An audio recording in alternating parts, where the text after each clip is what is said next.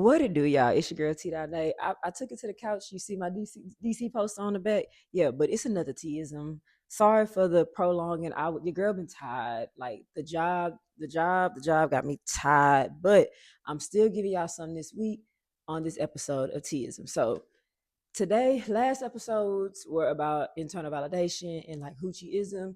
The episode after that was about just women being able to, and I had to adjust myself, women just being able to live their lives, and also young hoes and actually having choice and control.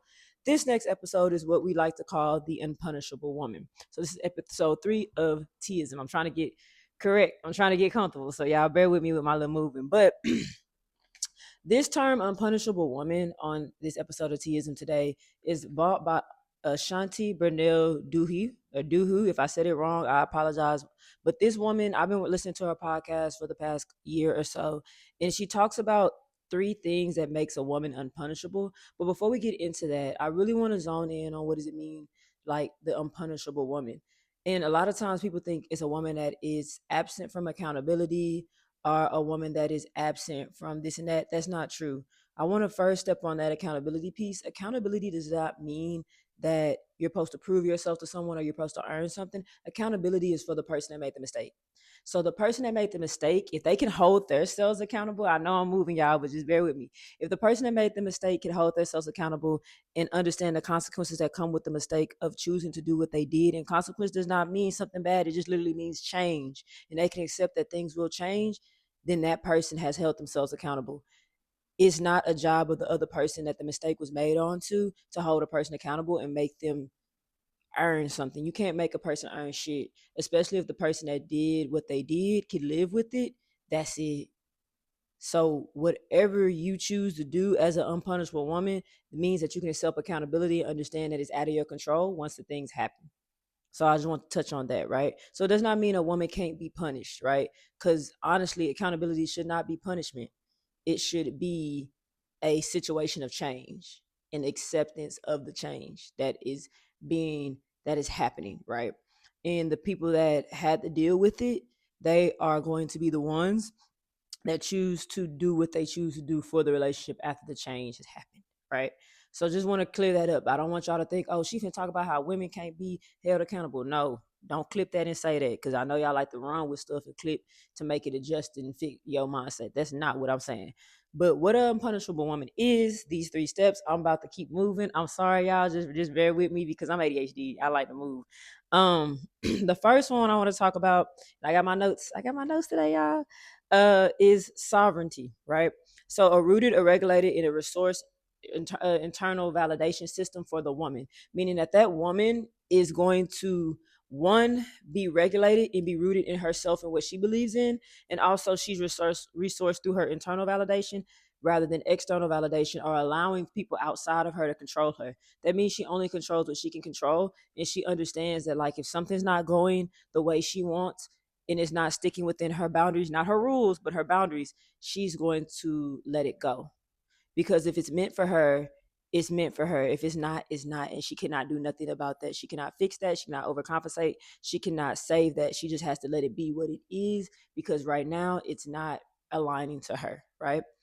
Boundaries.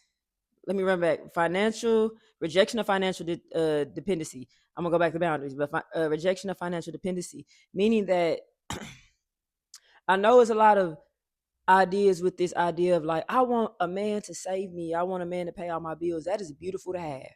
If you have that, sister. I love that for you, but it's also not safe. One thing our sister Gloria Wood said, only way a nigga got power with me if he paid a light bill. That should be your lifetime understanding. Okay? Because once you put your financial safety in another person's hands, you are held hostage. That's it. So rejecting that idea of, I need somebody to pay all my bills so I could live this soft life, is something an unpunishable woman will do. And she will do that because she understands that at the end of the day, if I can't provide for myself, because money is a tool in this economy, in this lifestyle in the United States of America, money is a fucking tool. If you don't have it, I don't even care if you don't have a lot of it. If you don't have just a crumb of it, you cannot do what you need to do in this life. As a woman and as a Black woman, that's very scary. So don't rejecting the idea of letting someone else being dependent off somebody else's financial gains is an unpunished woman, because that means that you're willing to take the risk to go out and get your own money, no matter what way you choose to get it, to be able to provide for yourself, right? Another characteristic or another trait of an unpunishable woman is boundaries. So that means like she is strict on her boundaries, no individual contracts, like meaning that she's not going to allow anyone to put her in a position to do something that she does not agree to do that's outside her boundaries. Boundaries are not rules. Boundaries are just things that you do not allow, or you do not, if you don't align with, you're not going to flex and bend to it. And then also no shrinking. Like, for example, if I'm a loud person, or if I'm a very person that expands, meaning that I'm always constantly expanding and changing and evolving, I'm not going to shrink down to fit somebody else's wants and needs. So for me, that means if you're an unpunishable woman, you're not going to shrink to make somebody else happy, because at the end of the day, you got to make yourself happy. And if you're not willing to do that, then you might have to move along instead of trying to shrink to make the other person happy, because shrinking is going to make you upset while the other person is going to be able to be happy. So boundaries. The last one is anti-framework, anti-control. No punishment for choosing and having needs. If someone cannot fulfill your needs and you've already told them that they're not fulfilling your needs, or if you have a job that's not fulfilling your needs, or if you're having any situation in your life where it's not fulfilling your needs, you need to move around. And you know that you have the skill set to move around. You know you have the willpower to move around and find something that fulfills your needs, and also understanding how to fulfill your needs within yourself the best way you can. That is like something for an unpunishable woman. And also not being punished for having needs. Just because a person or a job or things in your life can't fulfill your needs and they're trying to make you feel bad for having them, you need to move the fuck around and go find someone that sees your needs as something that is important equally to yourself and equally to them, or to the job or whatever you choose to, you feel that's not feeding your needs and meeting your needs, right? So when we talk about this framework of unpunishable woman, it's really, really relevant in pop culture and media. Two women that I think about when I think of pop culture and TV shows is like, actually not two women, two groups of women: Sex in the City, and also Girlfriends. This is going to be a long episode already. We're already 7 minutes in, right? So this might be a 20-minute episode of me just yapping, but y'all just listen because I gotta get this off. um Sex in the City, Carrie, Samantha, Charlotte, and Miranda were unpunishable women, because no matter what happened in their life, they just went through it and they still kept going in their careers and their lives, and they continued to find partners that was going to meet their needs. Did we agree with everything that they were doing to find those partners? No, but they're examples of unpunishable women, because one thing they always had was a job to make some money. They always had needs. They always had boundaries, and they always knew how to regulate themselves internally. Even though some of them did it poorer than the others, they eventually learned how to regulate themselves internally. Those are unpunishable women. And the other show that I love to watch was Girlfriends. Maya, Lynn, Joan, and Tony weren't the perfect example of friends, but they were unpunishable women because they always had a job. Even when Tony lost her job for betraying Joan, she went and made her own career, made her own firm. Not Tony, Joan, even when she gave up her job to work at the restaurant, she still had her degree to fall back on. Maya kept a job. Lynn, even though she did not necessarily have a job, she fell on her schooling. And it might not be the best financial way to live for some women, but in reality, that was still unpunishable because, like, bitch, I got a degrees to fall back on. I'm committed to school. So they found ways to continue to just be unpunishable. And I love those TV shows because it also shows that unpunishable women are not perfect women. Sometimes when we think of people that are good examples of what we think is unpunishable or good women are perfect, good does not mean perfect. Good doesn't always mean submissive either. It just means like they're able to go through it, get through it, and turn something into it and take the lesson and continue to go through life. And I think that is what I'm trying to get at an unpunishable woman. And that's what I think of when I think of pop culture. When I think of literature, I think of Alice Walker. She has a interview that I watched, not a book, but an interview called No Spirit of Desperation. Another trait of an unpunishable woman is not being desperate for something. Because when you're desperate for something, you're going to take anything. The unpunishable woman understands who she is, rooted in. She has her boundaries. Those two things allow you to not be desperate, because if you override your intuition and you don't have boundaries and you don't know who you are, you're going to be willing to take anything. And an unpunishable woman is not going to take anything. And sometimes in society, as a black woman, we are told to take this, take this. It's coming your way, take it. But it's not what you want. And so being an unpunished woman is being able to say, hey, I'm not, I don't want this. This is not it. This is not enough. It could be a job. It could be anything. It could be a man. It could be friends. It could be an apartment. It could be anything that you feel like you're settling for. You need to just be able to just say, hey, I don't want this no more. I'm going to find something else. Or I'm actually not going to focus on finding nothing else. I'm going to sit with myself for a little bit to figure out what I want that will be better for me in the next upcoming years, right? One woman that also like in pop culture, she's a video vixen, Corinne Steffens. The no competition mindset is another trait that I've looked into. She has an interview that I actually posted on Instagram. If you go to my Instagram and watch it, she's an unpunishable woman because a lot of people want Corinne Steffens to feel sorry for what she did. But the thing is, she's not feeling sorry for herself for what she did. She wrote a book about it. She took accountability for her actions, and she's continuing to go through her life. That's an unpunishable woman, y'all. You can't make her feel bad for what she did when she was on the video sets. She know what she did. She sees the consequence of it, and she like, you know what? I'm gonna keep going, keep living my life. Ain't nobody finna make me feel bad for who I am. That's unpunishable, right? Because the accountability piece is there. It's just that she's not shrinking to be this person that people want her to be. They're not making. She's not drowning in her sorrows and in her wallows. And that's why I love Corinne Steffens because it's like I don't have a competition with nobody. I can take accountability for my actions and go about my life and keep going. She had did an interview with Tyra Banks where Tyra Banks tried to tear her to shreds, try to make her really punish her and make her take accountability for what she did when she wrote that book. But it's like, huh? Like I already came to terms with myself, what I did and how it didn't work out for me. Now I'm gonna keep moving and write a book and tell a story about it. What am I supposed to do? That's another example of an unpunishable woman when we talk about pop culture and media. Um, and the reason I'm tying this together is because like this ideology of an unpunishable woman is more common than we see it.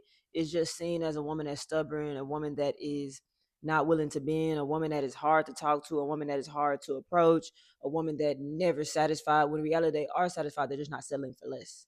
They're not settling for what patriarchy is allowing them to settle for. All right, we got about 3 more minutes, y'all. So if you're still watching, I thank you because it's a little bit of a longer episode.